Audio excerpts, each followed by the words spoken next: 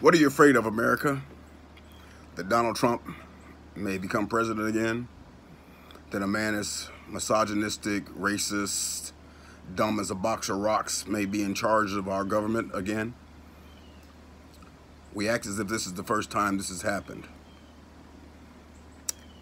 We've got to talk about the genesis of America and why no one ever asked a question about the founding fathers, how they set this whole thing up so that dumbass white men could control shit and eventually let a brother get in there that basically owed his allegiance to dumbass white men and didn't change shit. We act as if we hire the best and brightest for this position when nothing could be further from the truth. If we ever consider the fact that the man that's in charge of this country are never Rhodes Scholars, although they said Bill Clinton was one. He don't strike me as being really, really seriously intelligent. Because I know that people have gotten through college, even those they said, oh, they were smart, were full of shit. But I want to go back to talk about some of the things that this country, we never asked questions about from the genesis. And I know we're going to talk about the 1619 Project, and now Donald Trump wants to start some patriotic nonsense, which is just going to reinforce the racism that this country is built on in the first place. And no one ever asked a question about the fact that the founding fathers were a bunch of rich white men who owned slaves. Were never elected to shit. They were never anybody's representative other than representing themselves because they were landowners. And the fact this country has always been set up for people who had money, because we can't consider money as being intelligence. And nothing could be further from the truth. In fact, it's my contention that money basically allows you to get to different forms of education and more exposure, but also takes away from the ability to go out here and innovate and create, which is the actual intelligence we need. Because when it's already there for you, you don't find the struggle. And we need to understand that there were riots in this country at the beginning of this country by poor white men, because black folks couldn't really get busy with the riot the way they wanted to, although we did. I also like the fact they tell us that we were passive, which is bullshit. But let's talk about what the founding fathers set in place. And let's talk about the fact that they were founding rapists, not founding fathers, because I don't know where they have that crap, other than the fact that they raped people and then had babies by them. But you set up a government to make sure that rich white men could stay in power even when they were fucking up. You literally put a pardon in place. The president can pardon anyone. So a man that's breaking the law can pardon his friends who are also breaking the law. You weren't elected, but you went and wrote a constitution for land you didn't own, for areas that you had no control over, but you decided you were going to take over. And then went back and grabbed a Bible, formed a flag, and said all that we touch is going to be ours.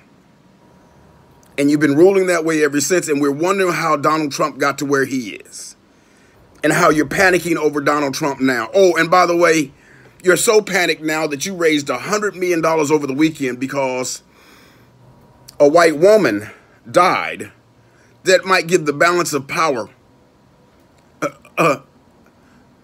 to the ultra-conservatives, because there are no liberal judges. There's never been a liberal judge in America. You see, when you work within the parameters of what's already been set up, you're still a conservative. You're conserving what is, because you're not changing the structure which was broken in the first place. So when you said the Supreme Court is judging whether it's constitutional or not, and I was never included in the Constitution, when women were never included in the Constitution, and you, through some machinations, eventually added us in, but not really. Because if you did, we wouldn't be fighting for the rules and rights our civil rights, our humanity, we wouldn't be fighting daily to get that which should already be there. So a woman should have sovereignty over her body. Otherwise, you wouldn't be fighting for Roe again. That wouldn't be a conversation. We wouldn't be talking about equity in America if we were equal. We wouldn't be talking about Black Lives Matter because Black lives have never mattered if things were equitable and we were reversing the trend. So when RBG is deified, you have to understand how she maintained and sometimes took back the rights of those who needed her. And you raised $100 million in 2 days. You can't raise 25 cents for black people who are shot in the back. You raised $80 million for a white woman because she got seen in a hotel room. $80 million. But a woman is shot in her apartment. And I'm going to give you the quotes on this one by mistake. But it's my contention that you execute black people in this country by mistake my ass every day. And only because you've gotten caught recently. Because of social media. Do our lives have any quote-unquote value? But you made such a mistake that you had to pay $12 million.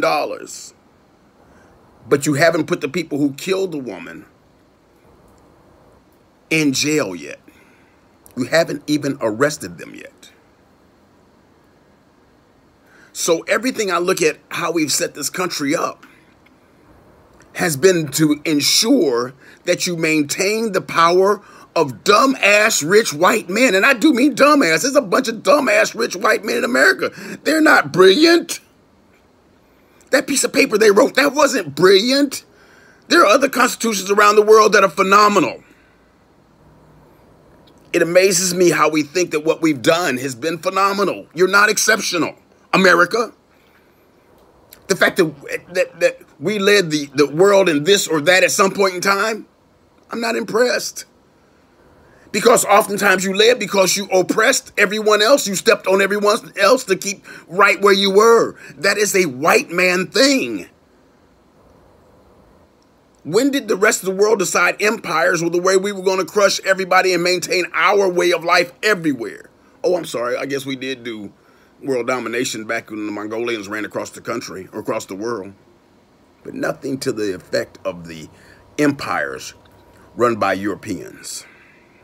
Never the type of domination of the empires run by the Europeans, where an entire continent went around the world and decided how it was going to divide up the world.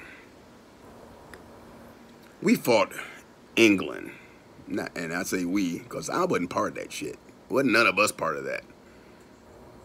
The only time we fought, we was trying to get free. I didn't give a damn. We was like, who's going to free us?